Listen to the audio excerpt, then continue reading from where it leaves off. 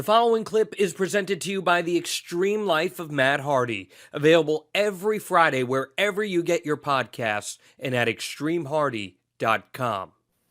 I want to dig into something that you brought up about the childhood and losing your mother, suppressed trauma from the childhood. I've seen this affect family members of mine very tangibly, where back in the 70s, and even for a lot of the 80s, and before that, obviously, it was shake it off, rub some dirt on it, and get out there again. Not taking the proper time to address these traumatic life events that happen to people. And then later in life, having major ramifications, whether it is addiction or alcoholism or being unable to form interpersonal connections with other members of your family, whatever it may be. How much do you think, from your experience, did suppressed trauma shape the path that both of you have traveled? I think it has. Once again, I think it was a big deal, even from a relationship standpoint, for myself and Jeff.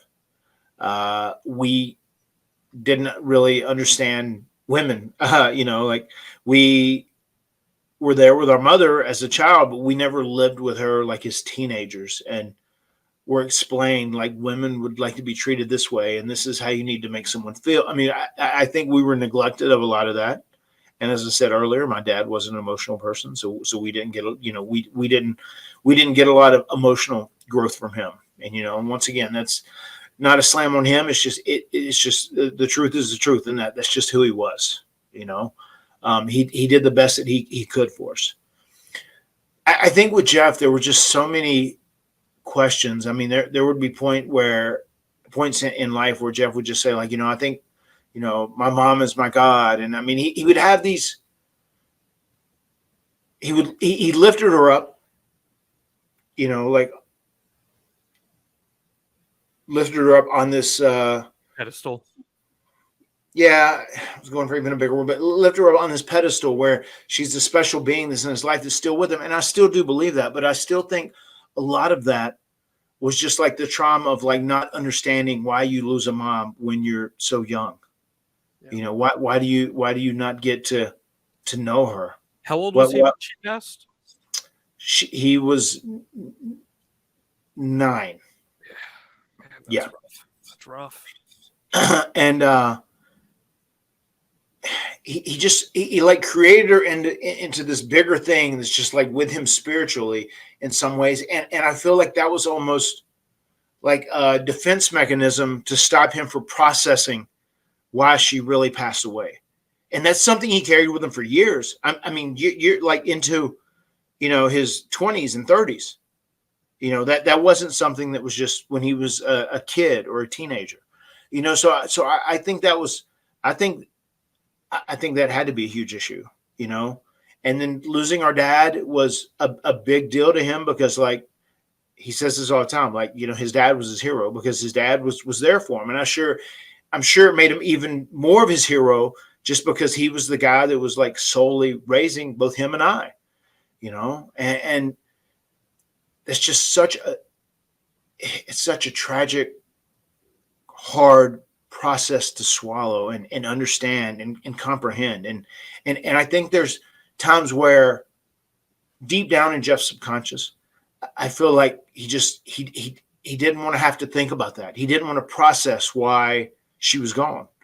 And I think that is something deep down inside of him that would trigger his addiction issues in the beginning. And once again, I'm not a specialist. I'm just a dumb wrestler, but that's just how it seems to me. That was like a big deal. And it's really hard to process that stuff. And that's something I worked really hard on myself, is like learning how to process things when they happen and being able to understand things to the best of your ability.